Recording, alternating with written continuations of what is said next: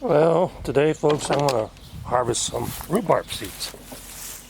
And I'm just going to use this pan and just run my fingers right across there. Just dump them into the pan. See how easy that is to harvest these seeds? Instead of trying to put them in a little bag. And, you know, I won't get all of them because I want some to hit the ground and grow next year too, in case this one doesn't come up. But there you go, that's an easy way to do it.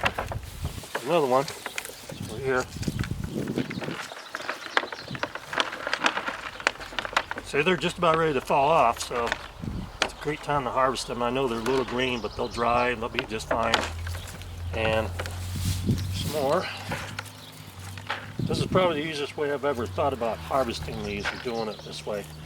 It's been years since I grew rhubarb. You can grow a lot of it in Georgia. But here, it grows really good. Yeah, I think I missed some over here because I missed some right here on this one. So this one I got to a little bit too late. There's still some on there.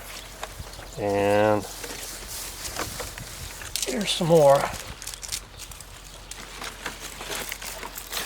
And I'll just clip these tops off after I get the seeds so that